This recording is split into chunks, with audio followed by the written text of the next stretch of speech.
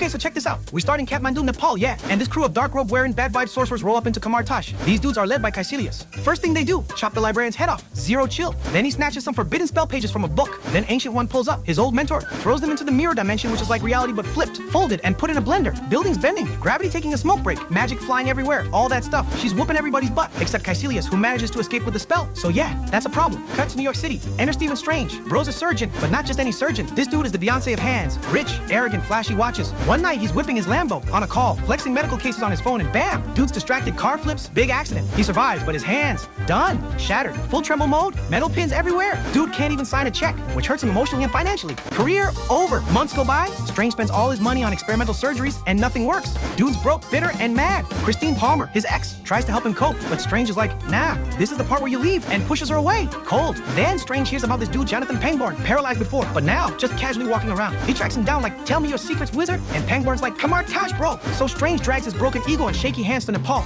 gets jumped by pickpockets, gets beat up, and has the worst travel experience imaginable. Then Carl Mordo swoops in and saves him, already looking tired of Strange's attitude. Then the Ancient One shows up, bald, calm, knows everything about Strange like she's been stalking his LinkedIn. She's like, I can heal your spirit. Strange like, I don't believe in this fairy tales. So she immediately ejects his soul out of his body like it's nothing, shows him the astral plane. Strange is like, what was in my tea? She's like, honey? Then she's like, open your eye, and basically shows him the entire multiverse, planets, dimensions, time folding in on itself. Full cosmic slideshow. Strange comes back shook, and is like, teach me. She's like, no, because he reminds her of Caecilius, arrogant, wounded, desperate. But eventually she's like, fine, just don't screw this up. So Strange starts training hard, like real hard. The Ancient One's like, come with me. She drags him up a mountain and straight up dumps him on Mount Everest, like, figure it out. No jacket, no snacks, just hardcore teaching. Strange panics, but eventually portals his way back. Now he's studying under Wong, the upgraded librarian, who's all serious like you're not ready. But Strange sneaks and grabs books while Wong's listening to Beyonce. Ancient One shows him the mirror dimension. Strange starts sneaking forbidden books, finds the Eye of Agamotto, and starts messing with time itself, like it's a rewind button. He uses the Eye of Agamotto to fix the book, learns about dark dimension. Mordo and Wong are like, bro, stop, it's forbidden. They straight up warn him. He's starting to sound like Caecilius, who believes death is dumb and everyone should live forever. They're like, Earth is protected by 3 magical buildings called sanctums: New York, London, Hong Kong. Sorcerers protect these things from interdimensional demons. Pangborn? Dude bailed on that responsibility and just used magic to fix his legs. And Strange now has the same choice: fix his hands or protect the planet. Meanwhile, Caecilius is out here using those stolen spell pages like it's a summoning manual from hell. His plan? Summon Dormammu, big floating purple nightmare from the dark dimension, where time doesn't exist and everybody lives forever. To roll this cosmic demon, he and his crew start wrecking the sanctums. First stop, London. He blows it up so hard that it literally yeets Dr. Strange across the planet into the New York sanctum, like some wizard Uber. Caecilius and his zealots pull up to New York next, and Strange is like, I just learned this stuff yesterday. But he still throws hands. He's fighting Caecilius until the cloak of levitation jumps to his rescue, which is basically a sentient scarf with attitude. He's holding his own and traps Caecilius in this skell suit. During all this chaos, Caecilius drops a bombshell like the Ancient One has been living extra long by secretly siphoning power from Dormammu. Strange is shook. Suddenly his goon stabs Strange. He rushes to Christine Palmer's hospital, where he astral projects himself to perform surgery on. Meanwhile, that goon astral projects, so now they're having a ghost fight in the hospital hallways while Christine's just trying to do her job. He's kicking Strange's butt until Christine saves Strange, and he takes out the goon. But Caecilius, he escaped.